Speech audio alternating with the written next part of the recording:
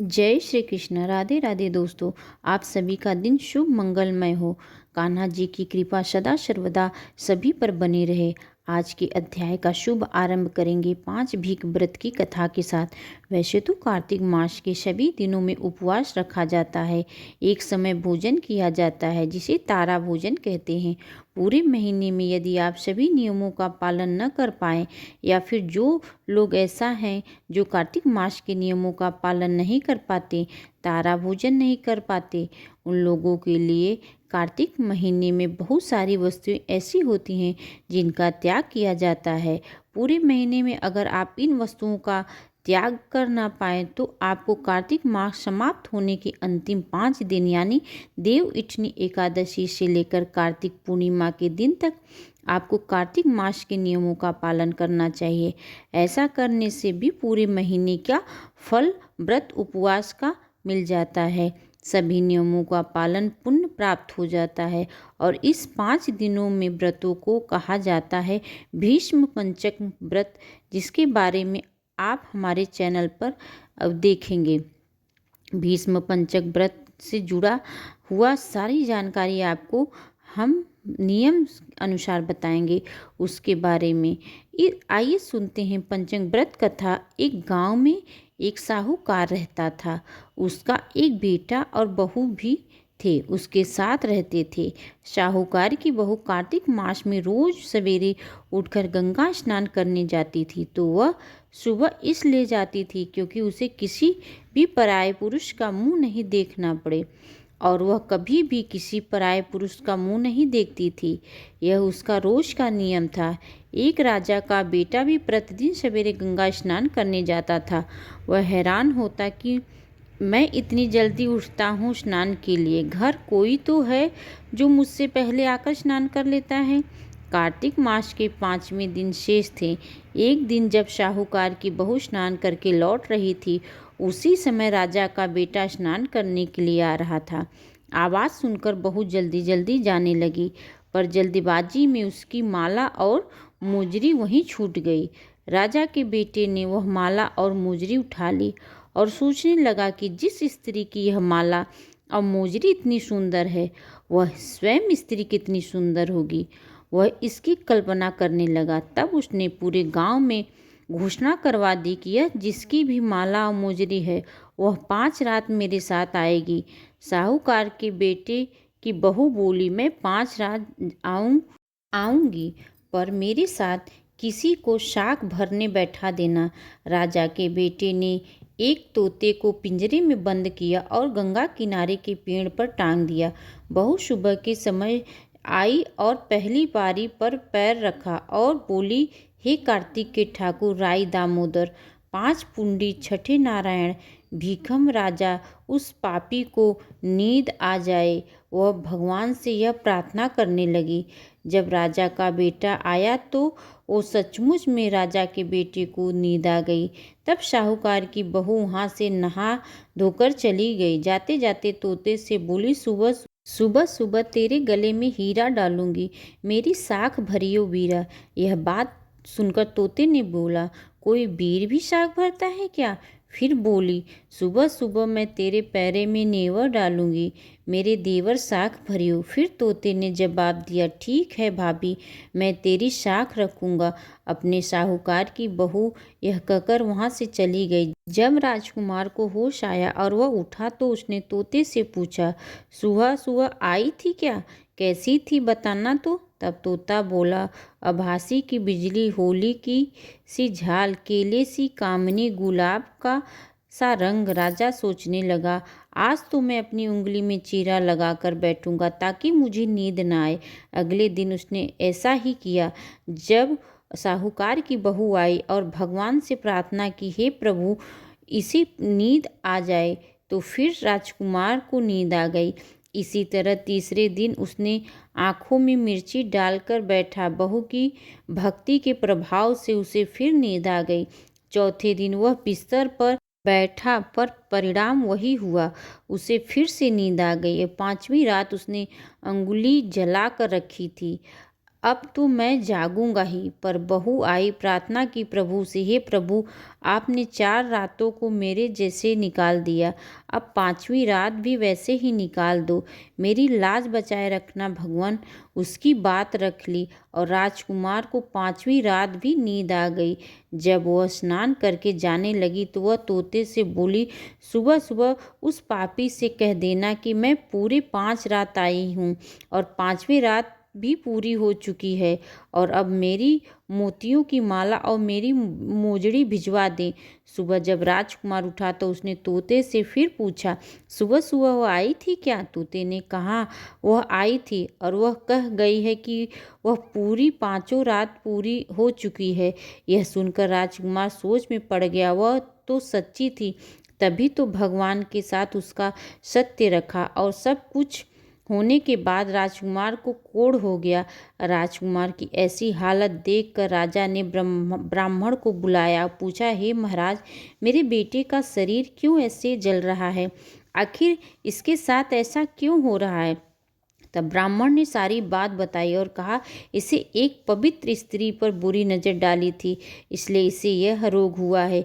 यदि उस समय साहूकार की बहू को अपनी धर्म बहन बना लेता, उसके नहाए हुए जल से स्नान करे, तो यह अवश्य ठीक हो सकता है और उसको उससे माफ़ी भी मांगनी चाहिए। ऐसा कहकर ब्राह्मण वहाँ से चला गया।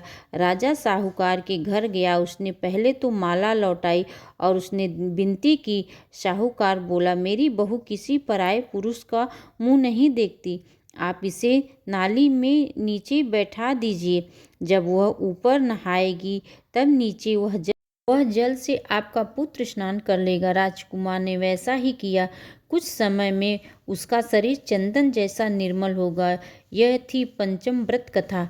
ऐसे में आप पंचम देवता की प्रार्थना कर सकते हैं, हे प्रभु, जैसे आपने साहूकार की पुत्र वधू का इज्जत रखा, वैसे ही सबका रखिएगा। नहाई पराई नराई 5 रतन, पंच तीर्थ पंच भीखम नहाई, 1 टका मेरी गांठ सुनियो, रघुराई आथे का लाई आंवला, आथे की राई राई दामोदर सांवला। जिसे संतुष्टि रचाई राजा के घर, उतनी पुत्री बनाई राजा लाया ब्याह के, और रानी बन 4 चक्कर 4 मक्कर 4 दिए की लौ, मैं तुझे पूजूं श्री कृष्ण कब निरस्तार होए जब आए। कार्तिक महीने का तब निरस्तार प्रेम से बोलिए, कार्तिक दामोदर की जय, पंचम देव की जय। अब सुनिए कार्तिक महात्म का अगला अध्याय। पिछले अध्याय में यानी 7वें अध्याय में आपने जाना था कि किस प्रकार जलंधर का वध हुआ था और देवता के कार्य सिद्धि के लिए देवी गौरी, लक्ष्मी जी और सरस्वती जी ने देवताओं को 3 बीज दिए थे। उन्हें बोने में 3 पवित्र वृक्षों की उत्पत्ति हुई थी।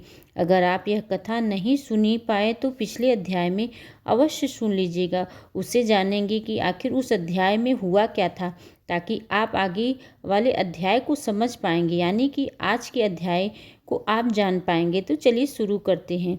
देवर्षि नारद जी ने मुख से इतनी कथा सुनने के पश्चात महाराजा पृथु ने विनम्रतापूर्वक निवेदन किया, हे महामुनि, आपने कार्तिक मास में भगवान विष्णु की पूजा का तो महत्व सुनाया है। अब कृपया करके आप बताइए कि क्या इस माह में किसी अन्य देवता का भी पूजा या व्रत भी हो सकता है? क्या यह अन्य देवताओं का पूजन कर सकते हैं? तब देवर्षि नारद जी ने बोले, नारायण नारायण, कार्तिक शुक्ल पूर्णिमा को भगवान विष्णु जी का व्रत, कार्तिक कृष्ण चतुर्थी को श्री गणेश जी का व्रत और अष्टमी अथवा अमावस्या के दिन श्री लक्ष्मी जी का व्रत रखा जाता है। जो कुंवारी कन्याएं कार्तिक मास में गणेश जी को कर चतुर्थी का व्रत रखती हैं, उन्हें योग वर प्राप्त होता है। जो विवाहित स्त्री इस व्रत का पालन करती है उसका सुहाग अटल रहता है। नारद जी ने आगे कहा कि प्रातःकाल स्नान आदि निवृत्त होकर चंदन आदि श्री गणेश जी का पूजन करे, संयम काल में पूजन करे और जब चंद्रमा उदित हो जाए चंद्रमा को अर्घ्य देकर फिर उत्साह मनाते हुए भोजन करे। सौभाग्यशाली स्त्रियों को अपने सुहाग की रक्षा के लिए यह व्रत अवश्य रखना चाहिए। फिर राजा पितु बोले, हे देवर्षि जी, व्रत का कोई इतिहास भी है क्या, या फिर यह ऐसे ही है? नारद जी मुस्कुराते हुए बोले, हाँ राजन, इस व्रत का एक सुंदर इतिहास है जो मैं आपको बताने जा रहा हूँ। इसे तुम पूरा और ध्यान पूर्वक सुनो। भद्रावती नामक की एक नगरी में दुर्मार्ग नाम का एक राजा था। उसे 4 पुत्र थे, रवि दत्त सुशर्मा, जय शर्मा, अशुभूषण शर्मा और एक कन्या थी, वीरमती। राजा ने अपनी कन्या का विवाह देव नामक एक युवक से किया था। दोनों प्रेम पूर्वक साथ में रहने लगे थे। एक दिन अचानक घर पर एक सांप ने देव व्रत को काट लिया और उसकी वहीं पर मृत्यु हो गई। इस अचानक मृत्यु के बाद उसकी पत्नी घबरा गई। वीरमती जोर जोर से रोने लगी। उसकी रोने की आवाज़ सुनकर माता पिता भाई और नगरवासी सब आ गए। सभी दुख के सागर में डूब गए। उसी समय दुखों को दूर करने वाली महर्षि पुतलस्य मुनि वहां पहुंचे। राजा ने हाथ जोड़कर महर्षि से विनती की कि हे महात्मा, आखिर किस पाप के कारण मेरी कन्या विधवा हो गई? आखिर इसे क्या भूल हुई? महर्षि बोले, राजन, तेरी कन्या ने कार्तिक माह कृष्ण चतुर्थी को गणेश जी का व्रत नहीं किया, इसी कारण यह विधवा हो गई। फिर उन्होंने आगे कहा, एक समय दैत्यों के नाश का उपाय खोजने के लिए ब्रह्मा, विष्णु, महेश और इंद्र सहित सभी देवता एकत्रित हुए। तब श्री ब्रह्मा जी ने कहा, गणेश चतुर्थी का व्रत संपूर्ण विपत्तियों का नाश करने वाला है। फिर सब देवताओं ने कार्तिक कृष्ण चतुर्थी का व्रत किया, जिससे उन्होंने दैत्य पर विजय प्राप्त हुई। विजय के पश्चात ही समस्त देवताओं ने गणेश जी से कहा, हे गणपति, आप वर मांगो। तब गणेश जी बोले, जो स्त्री कार्तिक कृष्ण चतुर्थी का व्रत करेगी उसका पति चिरंजीवी रहेगा, और जो नहीं करेगी उसे पति पर हमेशा संकट आता रहेगा और वह विधवा भी हो सकती है। अंततः सभी स्त्रियों को यह व्रत अवश्य करना चाहिए। महर्षि पुतलस्य ने कहा, हे राजन, तेरी कन्या ने यह व्रत नहीं किया था, इसलिए यह विधवा हो गई। यदि यह इस व्रत को करेगी तो इसका मृत पति पुनः जीवित हो सकता है। ऐसा कहकर मुनि वहां से चले गए। राजा ने अपने दामाद का शरीर तेल से सुरक्षित रखवा दिया। जब कार्तिक मास आया तो वीरमती ने विधि पूर्वक चतुर्थी का व्रत किया और उपदान ब्राह्मणों को दान दक्षिणा दिया। उस व्रत के प्रभाव से उसका मृत पति पुनः जीवित हो गया। नारद जी बोले, हे राजा, पितु सौभाग्यवती स्त्री को अपने सुहाग की रक्षा और संतान प्राप्ति के लिए व्रत अवश्य रखना चाहिए। और यह भी आज की महात्मा की कथा आप इसी व्रत में अवश्य कीजिएगा। और आशा करते हैं आपको आज की यह वीडियो पसंद आई होगी। ऐसे ही वीडियो के लिए आपको हमारे चैनल को सब्सक्राइब करना होगा और अपने परिजनों के साथ शेयर करें।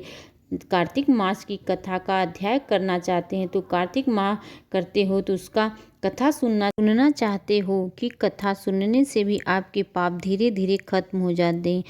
तब तक के लिए सभी से राधे राधे। और वीडियो को लाइक ज़रूर करिएगा। कमेंट्स में जय लक्ष्मी नारायण अवश्य लिखिएगा। मिलते हैं कार्तिक माह के अगले अध्याय के साथ। जय श्री कृष्णा।